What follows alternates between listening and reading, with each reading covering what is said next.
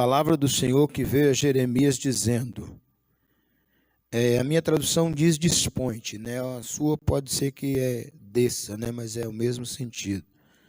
Dispõe-te, desça à casa do oleiro, e lá ouvireis as minhas palavras. Desci à casa do oleiro, e eis que ele estava entregue a sua mão sobre as rodas. Como o vaso que o oleiro fazia de barro se lhe estragou na mão, e tornou a fazer dele outro vaso segundo lhe bem pareceu. Então veio a minha palavra do Senhor: não poderei eu fazer de vós como fez este oleiro, ó casa de Israel?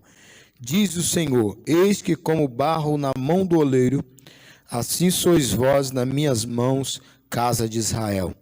No momento em que eu falar acerca de uma nação ou de um reino para arrancar, derribar ou destruir, se a tal nação se converter da maldade contra a qual eu falei, também eu me arrependerei do mal que pensava fazer-lhe.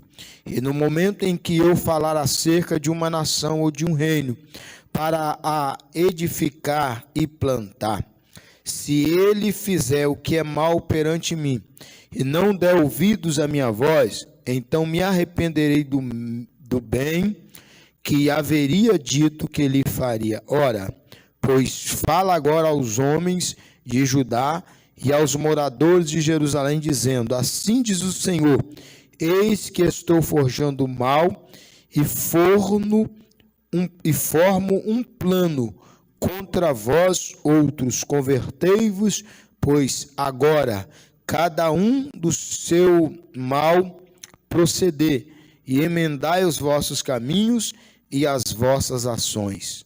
Amém? Só até aqui. Glória a Deus. Podeis tomar os vossos assentos, irmãos? Em nome de Jesus. Glória a Deus. O capítulo 18, né, do livro de Jeremias é bastante conhecido, né, nosso, devido a esse tema, né, o vaso e o oleiro, né, ou vaso nas mãos do oleiro. Quando nós observamos esta passagem bíblica, não precisamos nos esforçar muito para entendermos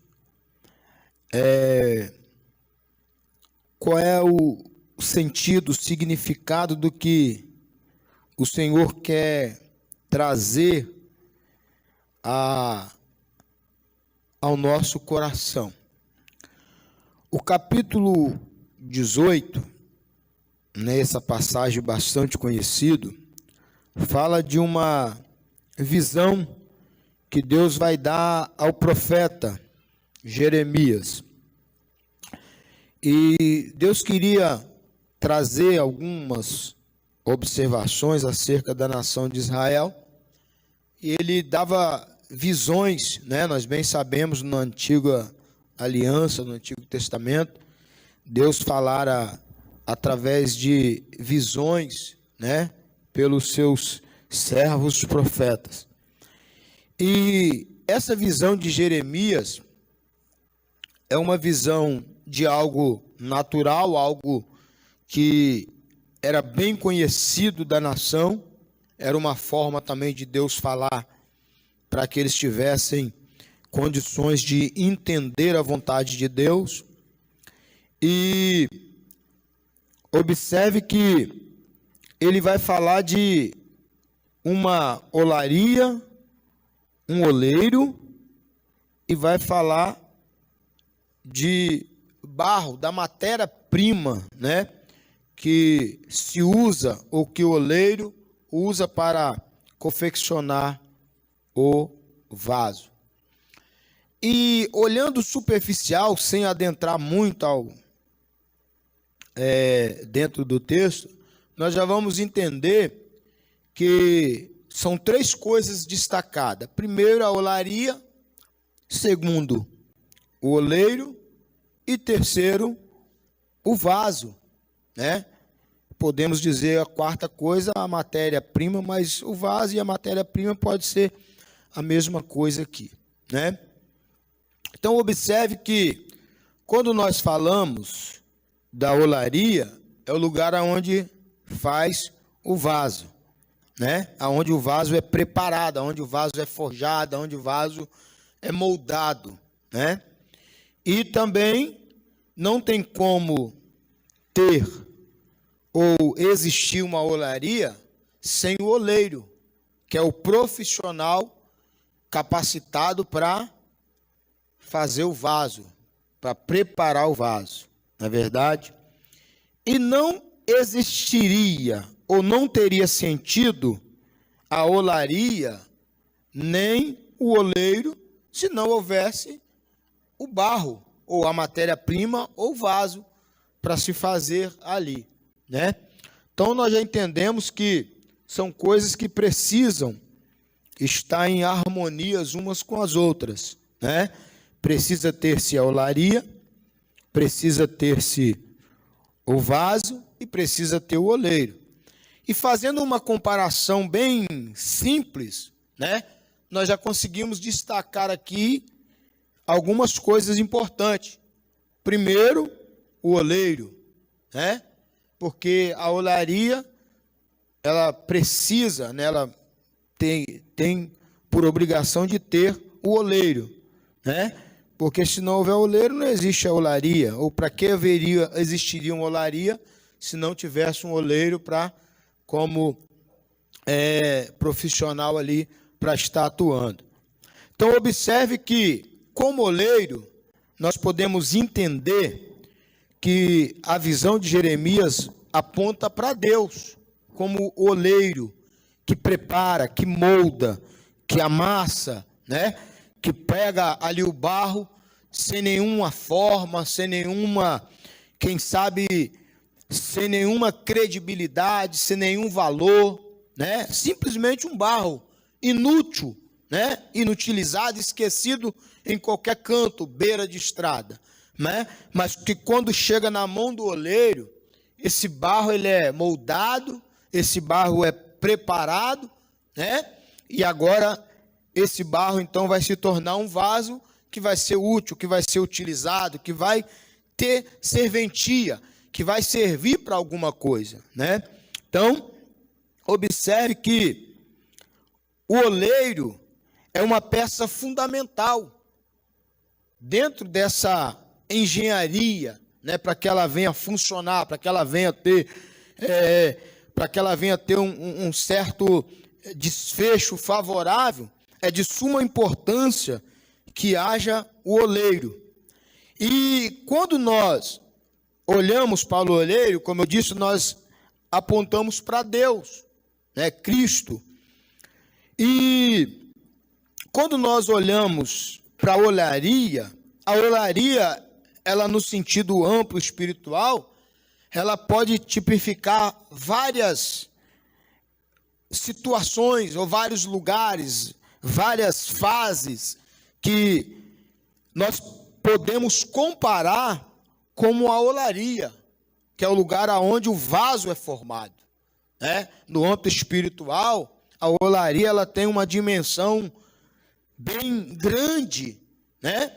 Porque são formas que Deus pode permitir para nos formar vasos conforme Ele quer, conforme o propósito dele. Então, essa olaria ela tem uma abrangência maior, ela tem uma abrangência grande, ela tem uma abrangência bem diversificada, né? Louvado seja o nome do Senhor. Enquanto o oleiro é único, o oleiro é específico, a olaria ela já tem uma abrangência maior, que ela pode ser, várias coisas podem se tornar uma olaria, ou podem significar uma olaria nas nossas vidas, ou para as nossas vidas. São formas, são métodos que Deus irá utilizar para nos forjar como vasos de acordo com a sua vontade e o seu querer.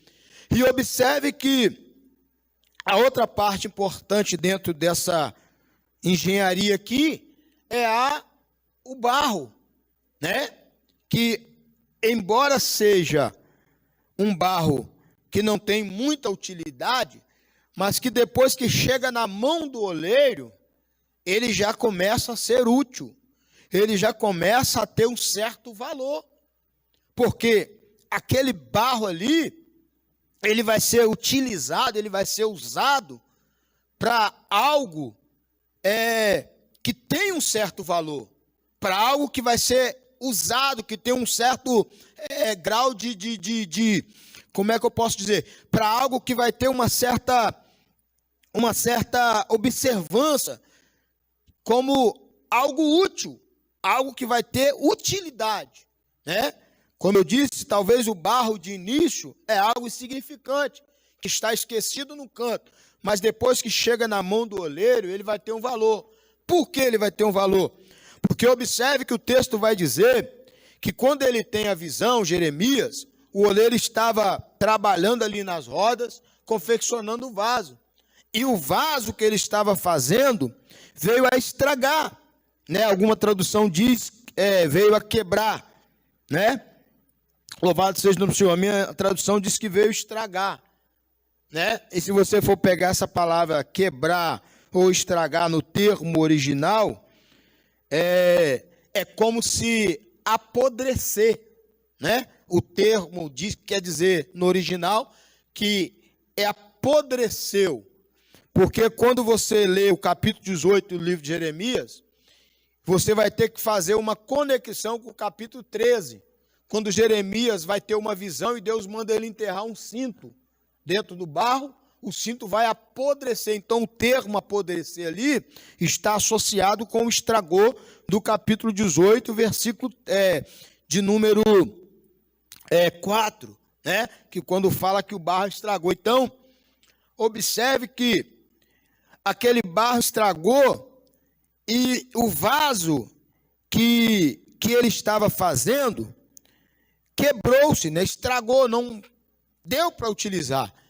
Então, automaticamente, quando eu digo que depois que o barro chega na mão do oleiro, ele tem um certo valor, porque se ele não tivesse, o oleiro pegaria automaticamente outro barro, botava aquele barro de lado e pegaria outro. Mas não, a Bíblia diz que ele vai pegar aquele mesmo barro e vai formar dele um novo vaso, conforme bem lhe pareceu, conforme bem o seu querer. Então, eu aprendo e entendo que esse barro, ele tem um certo valor a partir do momento que ele chega nas mãos do oleiro.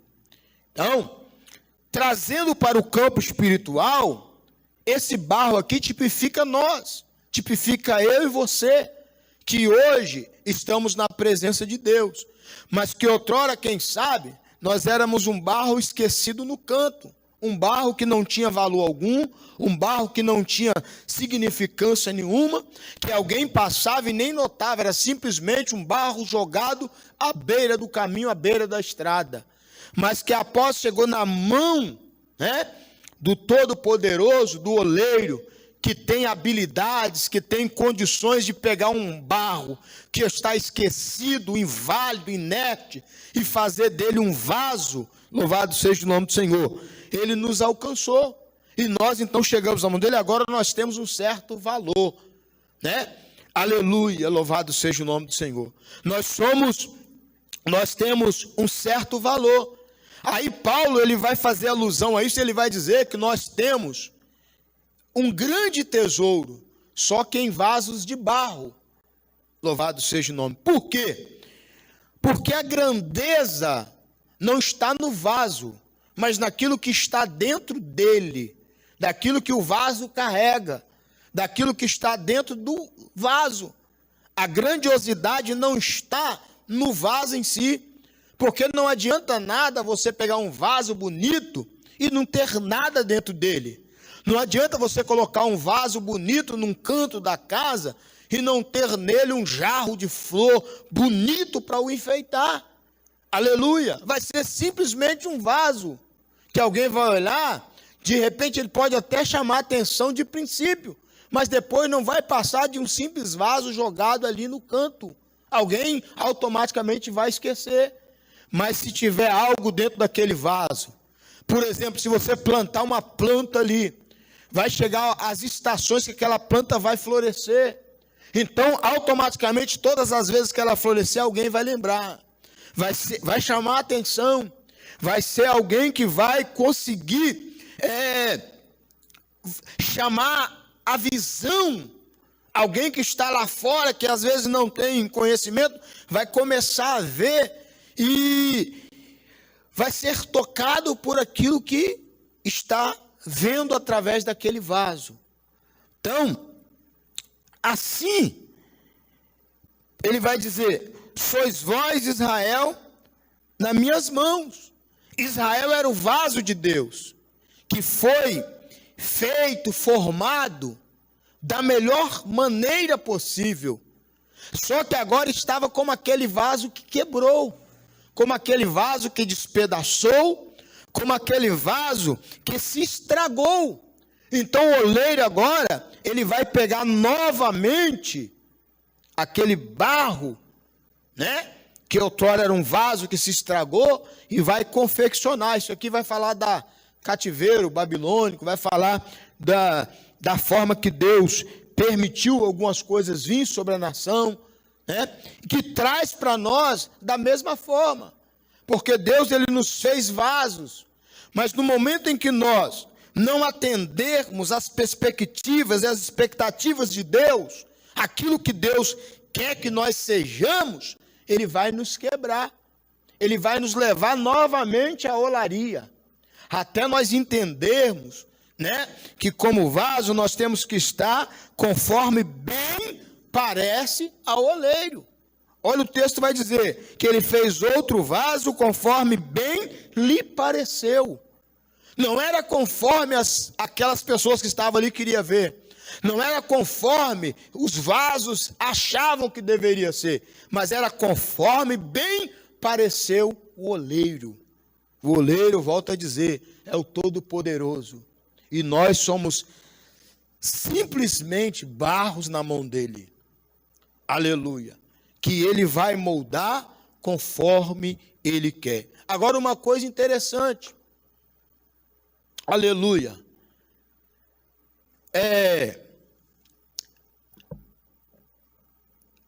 A qualidade do vaso depende da habilidade do oleiro, mas também depende da qualidade da argila.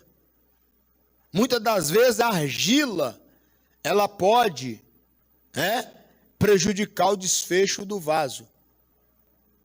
Ela pode tornar-se um vaso não muito perfeito, porque a argila tem a sua participação dentro dessa confecção. Louvado seja o nome do Senhor. Lembra da parábola que Jesus contou da semente que saiu a semear e caiu em 4 terrenos diferentes? Pedra, espinhos, né? E assim sucessivamente. Aleluia. E cada uma, ela nasceu e produziu conforme o lugar que ela caiu. Aí a Bíblia diz que a que caiu na terra boa produziu 100 vezes mais, porque ela caiu num terreno bom. Então, quando nós falamos de argila, nós conseguimos fazer uma conexão e entendermos nesse sentido. A qualidade do barro, ela pode determinar o desfecho do vaso. Aleluia.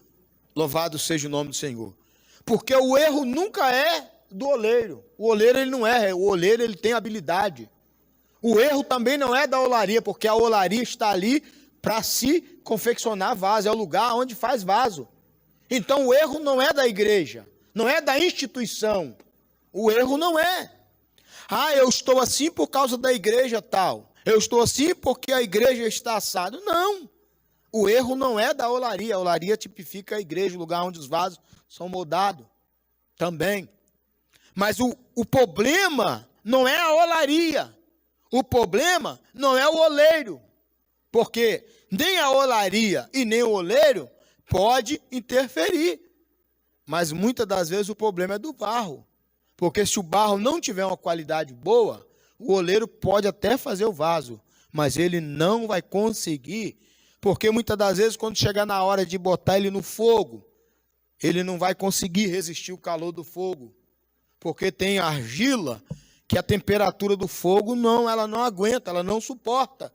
Então ela vai rachar, vai trincar, vai se deformar, né? Quando o vaso estiver pronto, que tiver que fazer aquele trajeto para levar ele para o forno, para carregá-lo, se a argila não tiver uma liga boa, o vaso vai se deteriorar antes mesmo de chegar no forno. Então são situações que nos mostram que o problema não é do oleiro, porque o oleiro ele é habilitado para aquilo, ele jamais erra. Ele é um profissional que não erra. E quando se fala espiritualizando esse texto e colocamos o oleiro como Deus, né? Aleluia. Aí que nós temos a certeza que jamais ele erra, jamais ele vai falhar. Se tem alguma coisa errada, o problema está no barro. É a argila que está causando alguma deterioração no vaso. Mas nunca, aleluia, o oleiro ele não vai errar na temperatura. Às vezes, eu estou assim porque a prova para mim foi maior do que eu aguentava. O calor, né? A prova tem um sentido de calor, né? Na temperatura ali para a confecção do vaso. Não, o oleiro sabe qual é o grau. Paulo vai dizer que ele não nos dá prova, né? Ele não permite, né? Provação, senão humana, a qual nós não podemos suportar.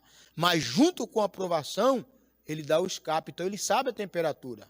Ele sabe, essa argila Marcos aqui, ele sabe até o grau que aguenta. A argila João Caetano, ele sabe qual é o grau da temperatura que aguenta. A argila Manel, ele sabe qual é o grau da temperatura que aguenta. E assim sucessivamente, porque ele conhece. Aleluia. Ele nos formou, a Bíblia diz que ele nos conheceu em uniforme, quando nós não éramos nem formados ainda no ventre. Sabe o que é isso? Aleluia, nós éramos simplesmente um embrião, no útero materno. Ele já nos conhecia, ele já sabia, né? Louvado seja o nome do Senhor. Então ele nos conhece, ele sabe. Como barro, ele sabe o que nós suportamos, ele sabe o que nós aguentamos, né? Então se ele está permitindo que o fogo, né, venha até nós para nos moldar, para nos deixar no ponto ideal como vaso, basta somente nós suportarmos. Basta somente nós suportarmos, porque ele jamais permitirá, aleluia, alguma temperatura que nós não venhamos suportar. Louvado seja o nome do Senhor. Quando o vaso se estragou ali no texto de Jeremias, a culpa não foi do oleiro. O oleiro não teve culpa do vaso que se quebrou. O oleiro não pode ser responsabilizado pelo vaso que se deteriorou. Não, pelo contrário. O oleiro fez o vaso perfeito. Tanto é que ele vai pegar a mesma matéria-prima. Ele não vai pegar outra. Ele vai pegar o mesmo barro e vai confeccionar o vaso. Louvado seja o nome do Senhor. Observe que ele vai fazer outro vaso, mas o barro é o mesmo. Louvado seja o nome do Senhor. Porque o problema não estava no oleiro. Amém? Que Deus em Cristo nesta noite possa continuar nos abençoando. Esta é a palavra que eu deixo para a nossa meditação nessa noite, em nome de Jesus. Quero convidar os irmãos a colocar sobre os pés e orarmos, né? Nessa oração, quero pedir aos irmãos que orem, né, pelo nosso irmão Hamilton, diácono Hamilton. Felizmente, ontem ele fez o teste na sua empresa e ele testou positivo, né? Está bem, graças a Deus, né? Não está com sintomas nem nada, mas orar, né? Porque tem um filho que tem algumas complicações de saúde. Eu até falei com ele se já fez exame, né, da criança, e é bom fazer, né? Porque a gente sabe que às vezes ele pode não ter desfecho nenhum, mas o menino tem algumas complicações de saúde, então é perigoso, né? também continuar a orar pela nossa irmã Ruth, né? Parece que ela deu uma piorada, né? Mas nós sabemos que tudo está nas mãos de Deus e eu tenho certeza que Deus sabe de todas as coisas, né? O que nos resta é orar e confiar no Senhor, né? E vamos orando uns pelos outros e Deus vai nos dando vitória, amém? Querido Deus, eterno e maravilhoso Pai, nós te damos glórias e te louvamos nesta noite, por mais essa oportunidade a nós concedida, de poder estarmos aqui na tua casa e na tua presença, aonde, Deus, nós oramos, aonde louvamos o teu nome, aonde, meu Pai, nós observamos ou pelo menos meditamos um pouco, ó Deus, em alguns versículos da tua palavra. Agora nós estamos caminhando para o encerramento deste trabalho, mas também, antes de mais nada, queremos pedir ao Senhor, em prol da vida dos nossos irmãos que se encontram enfermos, o nosso irmão Diácono Hamilton, Senhor, a sua família, queremos orar também pela nossa irmã Ruth e a sua família, pedindo ao Senhor, meu Pai, que assim como o Senhor tem estado com as mãos estendidas, que o Senhor venha continuar, meu Pai, operando as suas maravilhas, operando os seus sinais, operando os seus prodígios. Oramos também por aqueles que não são, ó Pai, ó Deus querido, pertencente a esta congregação, e quem sabe talvez nem são evangélicos, mas estão precisando do teu favor.